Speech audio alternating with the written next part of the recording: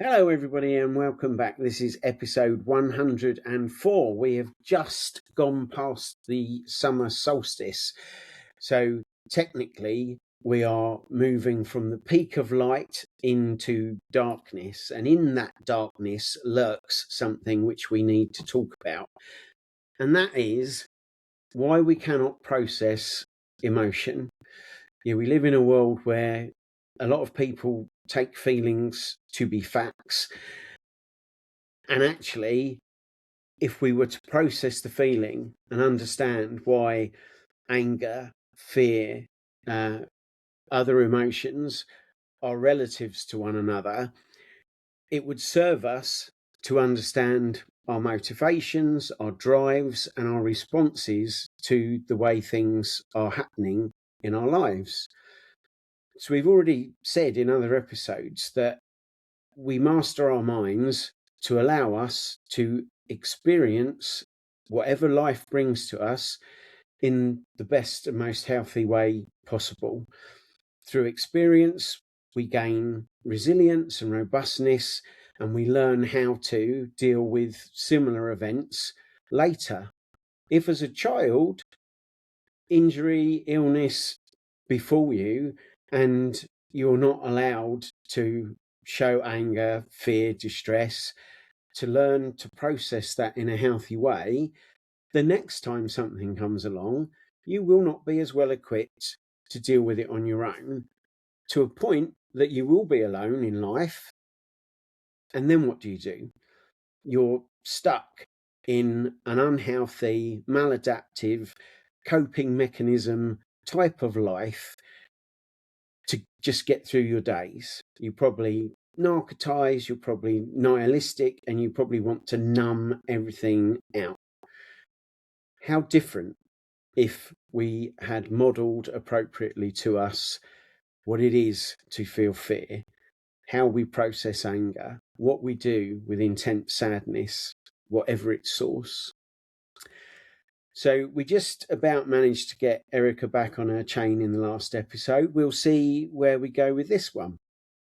Who wants to start us off? Well, not me. I'm going to wait to see what comes out. But if we're talking about fear and anger, I'm sure I'm going to go off again because, yeah, I think they're given a bad rap. And I have an intimate relationship with probably both of them. And I do believe that they are probably brothers cut from the same, they live in the same family of that family that nobody ever wants to talk about. And everybody gives a really negative sort of, they're bad. Do not go out of your way to not feel anger or fear, if at all possible. And I just don't understand why we are in such a big rush to not allow ourselves to feel both of those things. I think that they are both can be healthy emotions if we handle them properly and don't use them as an excuse for shitty behavior. I'll say that. But I'm going to wait and see what everybody else does. And then I'll pop off probably. No, you're absolutely right. They're just emotions. They're as valid emotion than feeling happy or joy or whatever it is. They're just emotions. And when they come up, it's not about, oh, I have a problem now because I feel angry. No, you feel angry for a reason. So the trick is not to act out in anger. As you said, the behavior, we're not getting, when I get angry, I'm not going to go and hit someone. But I sit back and I go, I feel anger now. Where is this anger coming from? Where is this feeling coming from? What's going on? So I process the emotion like I would process any other emotion. So the difference is not acting on the emotion because they're very, well, they're very explosive if you let them take over. But it's the same with any emotion. It's learning to be able to read them, identify what they are, and let them go through you. And it's no different from sadness or fear, anxiety, because any emotion we let allowed to take over and then determine our behavior out of the emotion is actually not helpful. It's not only anger or fear. Anxiety is the same thing. We all feel anxiety at times, we all feel sadness in time, but to actually go through the emotion, if we let sadness take over, it's not helpful either. We may fall into depression. So it's the same with all the emotions. And it's a good question. Why is there a kind of a quality control to emotions, right? You're good, you're bad. We will have you, we won't have you. Fight this one. It's, yeah. I understand we all want to feel good. It's nice, it's comfortable, but that's not how life works.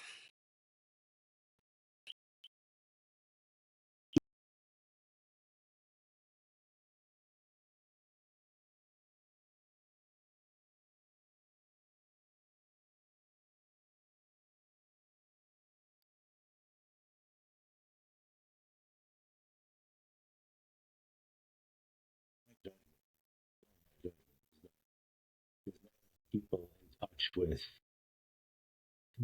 the way they feel before they open their mouth or close the fist, make a fist, or whatever, right?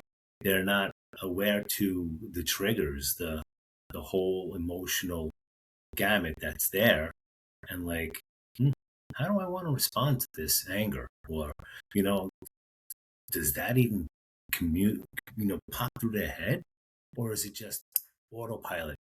Go, right? So there's that autopilot piece that I feel like a lot of people may just be in. I've been there. I know I've been there. I'm not even aware that I was angry, right? But find myself right in there, wrestling around and fighting somebody, or, saying things that I might look back and be like, I shouldn't have said that. Right? I've been there. So how often is it just an autopilot? And how do we connect to being aware about it so that we have more control over what we decide to act on? Like, do you really want to act on that, or is that just somebody in that spot and you're taking that on, and now it's a trigger? It's something old. It might not be anything to do with that person. They could be just pushing that button that you got. So I don't know. There's a lot to explore in it. Whoa. What do you got, Erica? So, come on. oh God. You said something about you're not sure, like how many of us don't have even the awareness that we're angry, right? And for me, this repressing of this anger thing that goes on for people, because we're taught so much that anger is such a bad quality. Like, oh, you're angry. Like, I'm not fucking angry. I'm experiencing anger. I'm not an angry person. I'm just experiencing anger. There's a difference here. And if I'm not allowed to explore what that actually means for me, I'm going to be left with a whole lot of repressed shit that I don't know which end is up. Right. So for me, the second I hear anybody say, or if I find myself saying, they did the best they could, or it could be worse, I'm like, no, halt, stop. What does that actually mean? Because to me, they did the best they could is also just another way of a positivity bypass, but bypassing anger. That statement to me is a bypass of anger, because if I was to poke and explore even myself or anybody who is in front of me saying, yeah, my mom, well, she really never showed up when I was a kid. Well, she did the best she could. I'd be like, what does that mean? Like, are you angry that your mom didn't show up? Because I know full well from my own processing that when my anger shows up, it's just protecting another deeper emotion that I'm either not willing or not capable of understanding what that is. So until and unless we knock on anger's door and say, are you angry about that? And then get more curious about, well, what's the anger protecting? We might find out I'm really fucking sad that I didn't have a mom when I should have.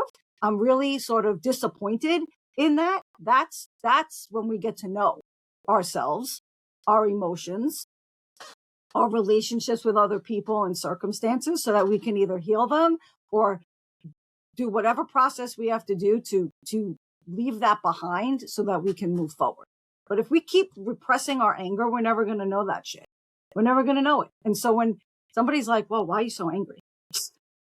Give me a minute and I'll tell you why I'm angry. I'm angry because I'm really disappointed that you didn't show up for me when blah, blah, blah. That's why. And I'm sad about it. That's a different story, right? That's not me saying you're a fucking asshole and I'm going to punch you in the throat. That's anger acting out in a way because it hasn't really been listened to or gotten curious about. That's what I think.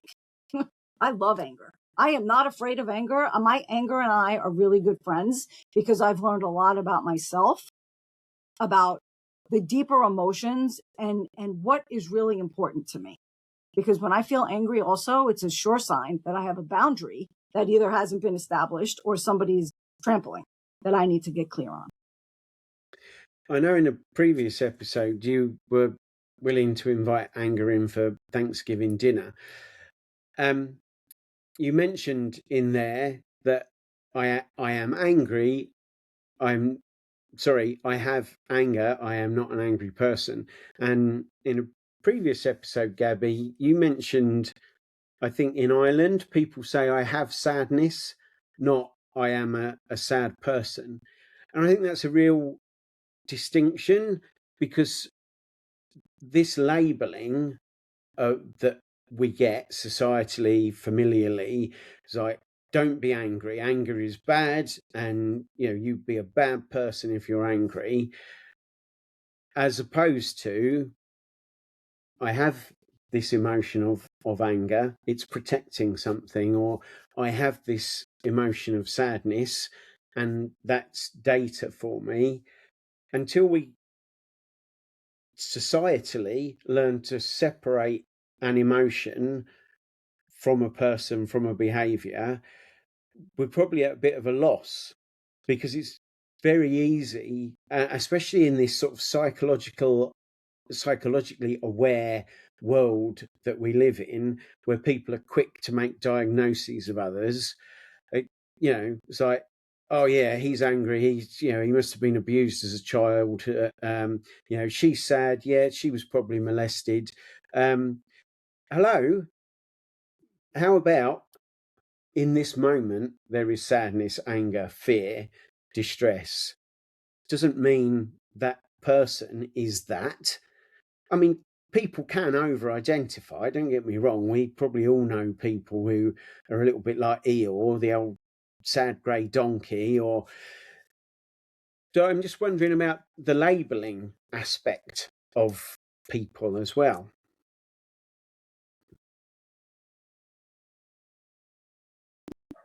Well, there's two sides to it, isn't it? It's the one side where emotions are suppressed. And I see the two sides at the moment. There seems to be no balance, no healthy way to address emotions and work with emotions. So you either get the one side where they're suppressed completely, or the other side where people go with every emotion that just comes up, and then dive in it so deeply that everything is a trauma. Ever experienced that? Everything is a trauma, everything is major, everything is personalized. So it's almost like the two opposites. It's either or. But the healthy way how to deal with it, the balanced way in the middle, seems to be lost for some reason. I really liked the shape your hands were making then. It made me think of like the ebb and flow of waves. And I think emotions could be equated to tidal. I mean, God knows, we all know, anecdotally at least, the power that the moon has to influence emotion, and pull on the water of the planet. And I think these things can ebb and flow. The sea can be extremely rough, angry. We describe it as angry, but we also see it completely calm. We don't assume that the sea is basically angry and waiting to sink a ship. It's just the sea. And sometimes the things that act upon the sea change its state. And I don't think people are any different. Fundamentally, we are balanced. What's that saying? We're an object at rest until another object acts upon it. I'm quite calm and peaceful and easygoing, living in the moment, until an arsehole comes and strikes me like a cue ball and rattles me all off of the bloody cushions of the pool table. That doesn't mean that I can't be at rest and I can't be like my fundamental innate self. It's how I respond and maybe stop myself from bouncing off all of those cushions on the table that's the important part, isn't it? And we don't learn that if it's not modeled. Go on. No, I see two different things, right? So you have that external sort of something happened and now I'm annoyed. We're in total control of that, right? We have to be in total control of exactly how much we want to allow that external thing to upset us.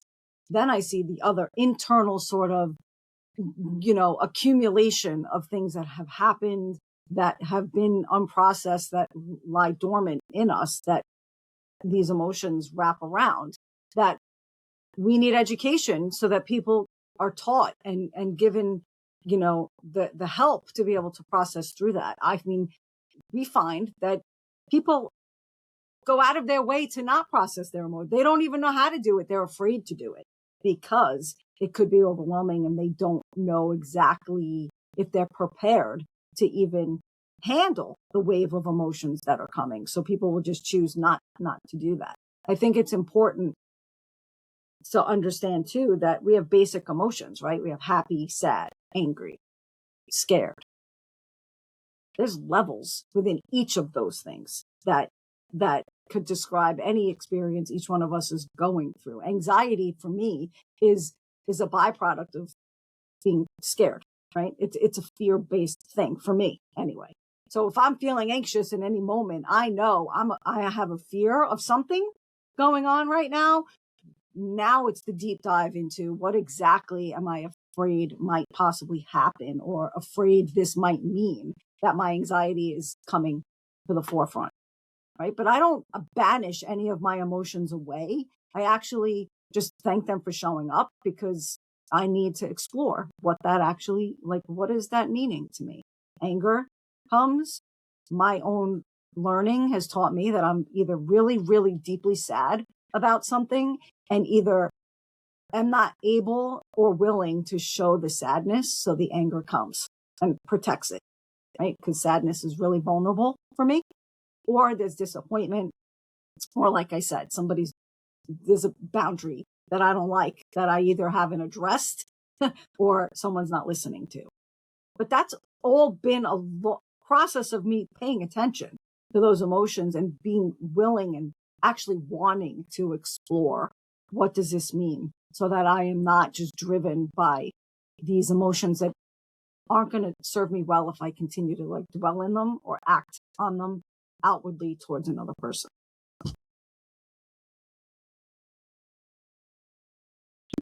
Yeah, I think I like the difference you make between internal and external, and also going through it healthy, balance, finding out where the emotions usually come from rather than dwell on them. And I think that's the difference. I mean, I get angry. I know that now. When I experience or see injustice, I get really angry. So the minute I see something coming up for myself, like getting angry, I go like, what do I perceive now as an injustice in this situation? And it's a really, really interesting kind of takeaway for me that that's usually the case. So by being able to pinpoint then where I see the injustice, I can deal with it. And guess what happens when you deal with it? The emotion is gone. My anger is gone because now I can address it and I can work with it.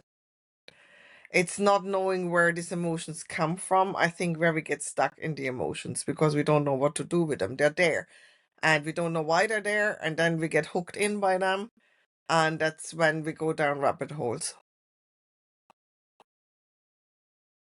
You know, this is an important, just based on our last episode where grief and like celebration, all that came up, and anger is such a huge component in grief, right? And it's complicated in and of itself because most people, when they're grieving the loss of someone they loved, don't like feeling angry about that, right? Because then it means I'm angry at this person who just died, and we're taught not to speak ill of the dead kind of stuff. And for me, it makes total perfect sense. Like, yeah, there's anger involved, but what's the real honest truth about that? And I think if we start changing the narrative around this and show people and teach people that it's perfectly okay for you to be honest about how you actually feel, because then the anger will go away and you'll acknowledge that you feel X, Y, or Z about whatever happened, whatever you know, weren't given an opportunity to have. And now that it's over, you're never going to have that opportunity. We got to be honest about what's really going on for our emotions. So then move on. They flow. Like you said, we're giving these metaphors of what, like they're very ebb and flow. They don't want to hang out. They want to go off and go and do their thing, but they can't do that until you pay attention to them. Like it's like a dam. You got to remove that so that it can continue to flow. We all know, have probably heard or experienced the kind of teenage boy. Oh, you know, he's just going through a stage. Normally happens early teens, a lot of anger, lashing out at things. What if that isn't a natural stage? What if that is actually a young man, or, you know, boy becoming a man who's not learned how to process his emotions healthily? And so this season that we all assume is natural and all young, or the majority of young men go through, is actually not a natural stage of development and would have been treated differently when that young man was raised by a village and not just whatever insular unit he's been raised in. And the processing of whatever he was feeling meant that he didn't need to lash out at, I don't know, authority, parents, siblings, because it seems to me that if it's true for you that anger is a defense mechanism for more vulnerable emotions, it's equally true for that young man. I mean, I was a very sensitive, highly emotional, 11, 12-year-old.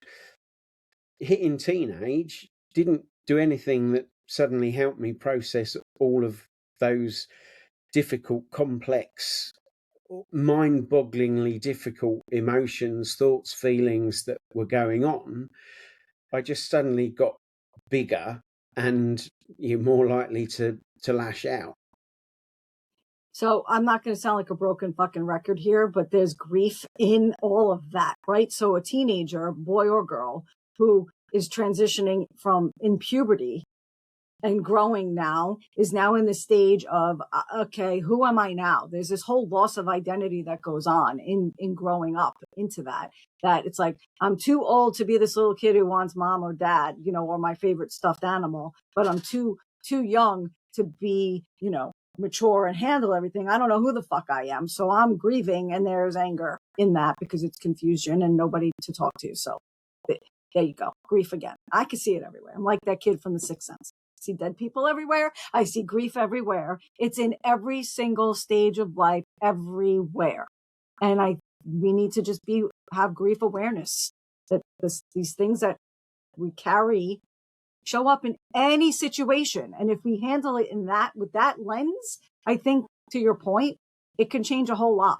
Like, it's just, yeah, that's normal. I see that's really normal. Why don't you just talk about it? How are you actually feeling right now? Oh, okay. Yeah, that's normal. That 14-year-old kid is going to go away feeling, okay, it's normal. Nothing for me to really worry about. And I feel better that I talked about it. And there goes the anger. I don't need to curse my mother out now. So we started off way back, episode 102, talking about stages of life. We sort of went with thirds. That first third, particularly relevant to the teenager, with the appropriate people in place around them who are in their second third, they would have much less confusion, anxiety, everything else that goes with these unprocessed emotions. So I'm wondering, because we've explored in depth where it is, but to close us off, what do we do? If someone is listening, I know there are people listening, but if someone is listening who is really thinking, I've got a lot of unprocessed emotion, or this episode has made me think that that's what's behind my anger or my depression, what's the words of wisdom that we're going to offer them?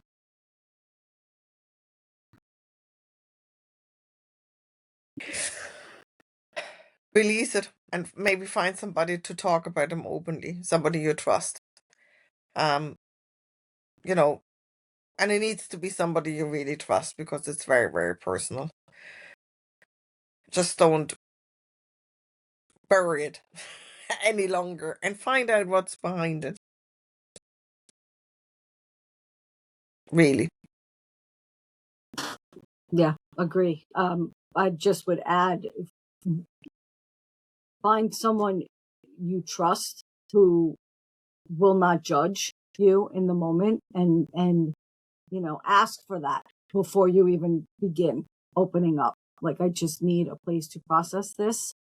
If speaking about it feels too hard, or try writing it down. Just write down keywords or something about anything, or reach out to any one of us, because we're really all good at holding this kind of space, allowing that to happen.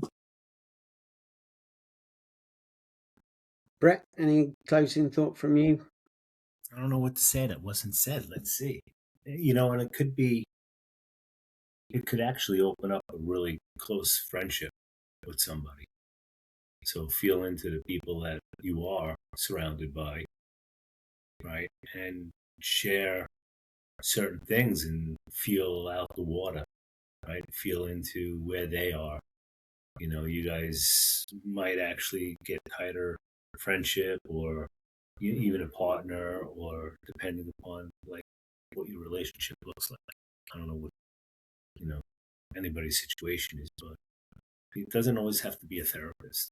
Just somebody that you feel comfortable opening up to, and they're not the chatty Cathy, or whatever you want to call them. Yeah, but going there for yourself is, I think, important. Thank you. Yeah, I agree with everything everybody said. Find a safe pair of hands. It doesn't have to be a therapist. Possibly somebody that you have an uncomplicated relationship with. If it's any kind of drama involved in that relationship itself, it may not be as easy or as possible for you to fully explore this stuff. But you don't have to spend a fortune on a therapist. And as Erica said, all of us would be happy to talk to anybody that feels impacted by this or anything else that we've ever discussed. We perhaps haven't said that as frequently as we could have done, but all of our details are always on the channel underneath the episodes, with ways to contact us. So process and don't do it alone. And until the next time, feel stuff, feel the shit.